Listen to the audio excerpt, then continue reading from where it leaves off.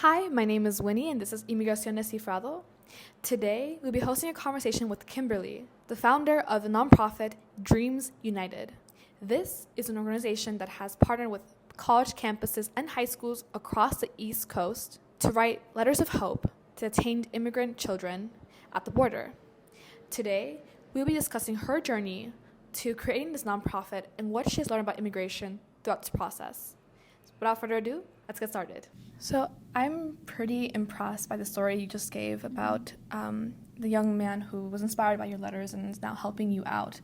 I am curious, what challenges or setbacks have you faced when developing this project? Like besides, the stories of hope, I think there definitely are challenges. What are some of them that you can recall right now? Yeah, definitely. I feel like initiating a project like this was very difficult, and it seemed kind of like impossible, for someone who's, first gen, low income.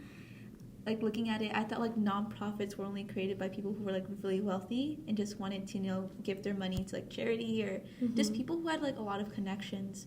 So I think that was one of my like major setbacks in the beginning. Was like, okay, how do I create a nonprofit? Like, I only thought nonprofits, were created by people who were really well connected, had networked with a lot of people. So I was like, it's impossible for like a 16, 17-year-old to begin something like this and want to like produce change, especially in immigration and like within the Latinx community. So then I started, talking with a lot of people, networking, and then I met this lawyer. She graduated from the University of Michigan Law School, and she said that she would help me free of charge, advising me in the legal sector to establish like a 501c3, helping me connect with different schools. And she gave me an idea that although, I might not know what I'm doing, that she will help me like 100% free of charge. And I think it's like help like people assisting me here and there, just connecting with people here and there that have been helping me, that truly like, was able to build Dreams United to what it is today. And also another setback I faced was, reaching out to the schools. In the beginning, it was intended for high schools, majority high school students to be writing these letters. Yeah. But as I was reaching out to different high schools, I would either get no like replies back from like principals or administrators, or just get like a cold email saying, we don't really see like any like past products you've done, so it seems, a little sketchy, I would get. Or it seems like a scam. But I try to remain positive and think of other ways, because I really wanted to pursue this project. It was something that in the beginning seemed impossible, but then I was like, I got help with someone that believes in me. A lot of people are believing me and motivating me to pursue this. And I was like, I really want to realize this. So, and then I started to contact university student-led organizations. I started DMing them on Instagram, be like, I see you have this, Latinx organization at so-and-so school, and I would love to participate. And the first school that we actually talked to was the Scope Association at the University of Michigan. And they were like, we would love to do this. Their whole mission is based on, uplifting and empowering students, undocumented and documented students at the University of Michigan campus, and spreading awareness on the topics of, immigration and inequities within our community. So I feel like once I was able to, capture a class of like not high school students, but college students, like they were listening to me and we were like collaborating on this, that truly made me like feel motivated to continue to do this and to like not let any barriers or like challenges like push me back from actually pursuing this mission. And do you have any plans on perhaps now reaching out to high schools now to have establish a bigger platform, I guess, or just in general have already done a lot of these events? Definitely. Like after we collaborated with Michigan, and then Michigan Scope Association, the Columbia's Chicanx Caucus, and Penn for Immigrant Rights, we've been able to connect with much more high schools. We've been able to connect with high schools in New York, New Rochelle High School. We've been able to connect with a high school in Michigan. We've been able to connect with 2 high schools in California, and we're like growing every day, just reaching out to a lot of these student-led organizations. And just getting a lot of support from people, so, from their homes that are mailing us letters. It's been an incredible journey. That's amazing. Wow. And I know your initiative has bridged the gap between American youth and immigrant children through letters of love. How do you see these exchanges impacting both writers and the recipients? Yeah, well, like I mentioned before, Dreams United, was mostly inspired by my father's immigration story, like how he came to the U.S. and with the help of an American family. But another reason why I intended to focus on American youth was because of another event that happened to me that led me to start a platform and create a platform like Dreams United. So I recently moved to Connecticut about a year ago, and I enrolled in this school, which is a predominantly white school. And this was like March, and it was in one of my classes, my English class, where we had a debate on the American dream. Mm-hmm. And, as a first-gen, Hispanic student, I was like, yeah, the American dream, that's like the foundation of, my family's worth ethic, Mm-hmm. all of our success, basically we're like devoted to that, we keep on pushing through challenges in life in order to hopefully one day succeed, live the American dream, whether it's through my parents' actions or my actions that I plan to pursue in the future. It's something that, we still keep very dear to our hearts, that's kind of like the reason why my parents came to the U.S. to hopefully one day succeed and fulfill that dream. Yeah. But fortunately, that wasn't the case for a lot of people who live, in these neighborhoods, these very affluent neighborhoods. So when the teacher asked everyone, so do you guys believe in the American dream? One boy stood up and he was like, well, the American dream is no longer alive. I mean, look, haven't we all already made it? So I feel like that strong statement from him, at first I felt a mixture of emotions, angry, I don't know, I felt very distraught from hearing those words. But then I had to think, he grew up in one environment all his life, surrounded by people who were just like him, very wealthy, very affluent. He probably didn't endure a lot of adversities growing up, comparison to me who grew up in New York, and that was all I've ever known, I've seen families live paycheck to paycheck, I've seen our immigrant Latinx community, endure a lot of struggles trying to, survive, trying to get jobs. So then I had to realize the two different worlds that we came from. Yeah. And then how I could try to, make them realize, although you believe that isn't the reality of everyone in this country, and you have to realize that. So I remember it was my turn to speak in the debate. But, as I was a new student, I didn't say anything. I just stood quiet, and I think I just said one or two words. But in the end, he won the debate, and I left home feeling like I could have said something. I felt like within me, I was like, during this time, I was like, I could have done something to, change maybe his perspective on the situation, but I didn't.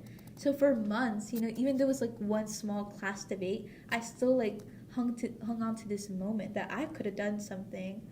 But then towards the end of our junior year, for our final for English class, we had to write a speech, and the speech could be on anything. So then I thought, why don't I make my speech kind of an indirect response to what he said about the American dream. Mm-hmm. So this is when I wrote the speech, the American dream still lives within us. And I remember the first lines when I was writing it, it was kind of indirectly towards his comment that he said the American dream is no longer alive. But then as I continued to write the speech, and ultimately I finished the speech, I realized that this was no longer just about him and his comment, but it was about kind of the derogatory comments that are made towards immigrants every day, that this issue is much more bigger than just his statement. It's the statement that a lot of people have negative statements towards the immigrant community. So then I realized, this is obviously much more bigger than him. And it was when I realized the power that words have. And I was so scared that day to say in front of my whole class, I was the only person of color, only Hispanic student, to say, that as a daughter of immigrants, undocumented or otherwise, are people too, people with dreams, hopes, and aspirations just like you. And I remember saying that in front of the whole class and looking just at him, and I realized, the power of one's voice. And then from there, I just felt motivated to continue to do something, to let people know, although we come from different backgrounds, although you might have lived this certain life and someone else lived another life, we all, share that same sense of wonder when it comes to dreams. So I feel like that's been my mission with working with American youth, to change their perspective on immigration. That's an amazing story. Wow. I love that. I think that's coming from a space where you were surrounded by a bunch of people who were like you, and moving to a space that wasn't the same. It truly takes a lot of courage to build that voice and really just stay strong with the goals and the vision that you have. And so I think that kind of takes us to our next question, regarding, like, what have you been able to learn about immigration, like gaps in immigration, as you've created this project, and maybe even just have interacted with people in the immigration space? Definitely. I feel like this plays a big part when we were reaching out to the immigration shelters in Brownsville, Texas. Another reason why, there's like I said, a multitude of reasons why I started DU, but one of the reasons was also seeing like the negative portrayal of immigrants in the media, seeing the dangerous situations that immigrant children have been put through. It just it's heartbreaking for anyone to hear. And through that, I've been working with the immigration shelter in Brownsville, the Casa Padre Southwest Key, and we've been just able to see the lack of representation that is in our government for all of immigrant voices, and the need for representation. So I hopefully through this platform we're able to gain attention in order to facilitate change, even though it's been very difficult with everything. I think one of the strongest reasons that I probably felt scared to start something like this or discouraged is probably a lot of racist rhetoric from Ron DeSantis and his anti-immigration law in Florida.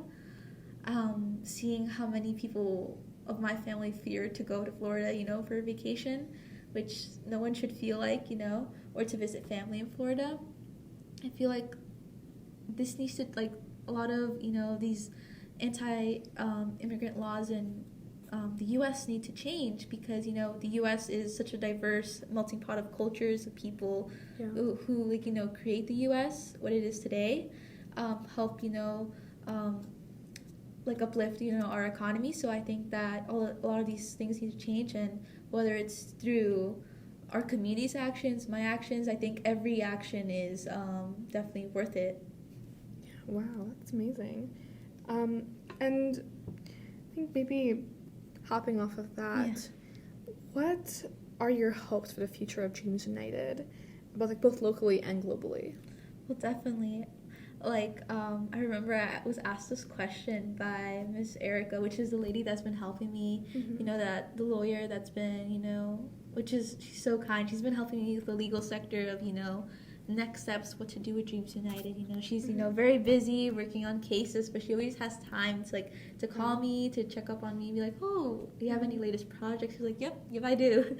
So one of the things that I've been actually working with, that I plan for Dreams United in the future, is that I want to also create a platform. I want to continue our Letters of Love writing campaign, but I also want to expand the platform to help children in different immigrant children in different sectors. So we've been also starting our ESL program, our volunteering program, where we connect immigrant children and a high school volunteer to help these children with their homework as they're coming to the US and trying to assimilate to American high schools or schools, elementary schools. It's very difficult, coming into a foreign country where you don't speak the language, don't really know the culture. It's very shocking to anyone. So we're launching this new program. It's still in the works, connecting with some shelters here in New York, to help these children, with their after school homework, or just someone they could talk to, just to increase their English proficiency also as well.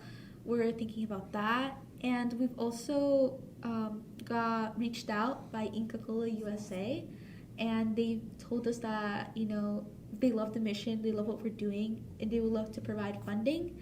So with DU, I have a lot of projects in mind, and you know, as a Peruvian American, my parents are from Cusco, Peru, so that's a really like countryside rural area. Yeah. So one thing I wanted to do is also, you know, help a lot of indigenous communities in Peru or all across Latin America to, you know, also spread awareness on like a lot of the issues that a lot of indigenous communities face, especially, you know, my parents there in the Andes, just to help a lot of, you know, children there with like food, clothes, necessity, especially during the harsh cold winters.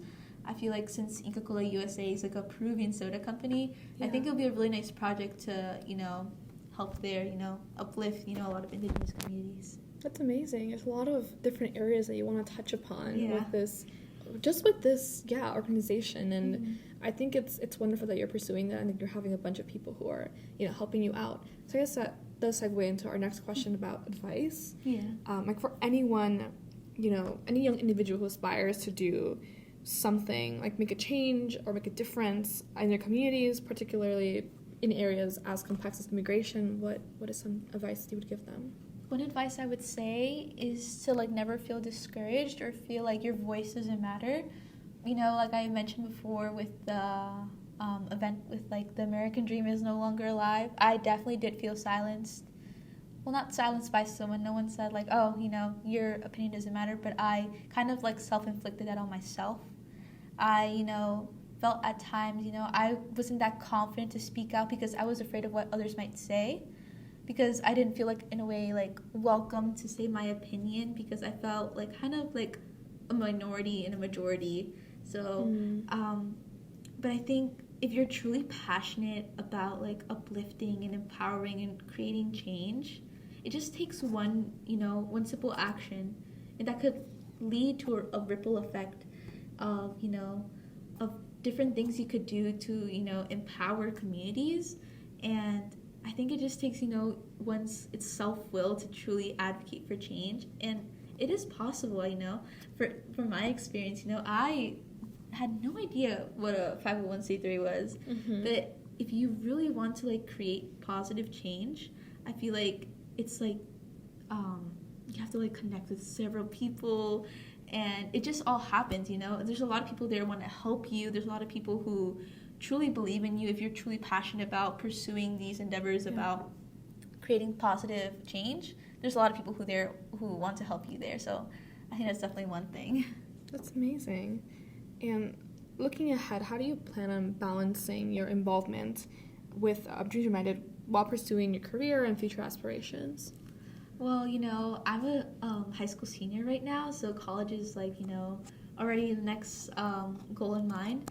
And you know, wherever I go, it's still undecided right now, but wherever I go, I really want to continue to pursue Dreams United. Hopefully, maybe create a student org at whatever university I end up at. And I definitely want to connect with a lot of, like, you know, like-minded, passionate students at the university whose ambitions align with mine to spread awareness on a lot of topics on immigration. And especially with having a lot of resources at the university, speaking with professors, I think I'll be able to create even more change and amplify our voices. That's amazing. Thank you so much for this interview. I definitely had a lot of helpful tips. I learned so much from you, and just I was so inspired, by this interview. Thank you so much for having us interview you. Yeah, thank you so much for having me. It was a pleasure.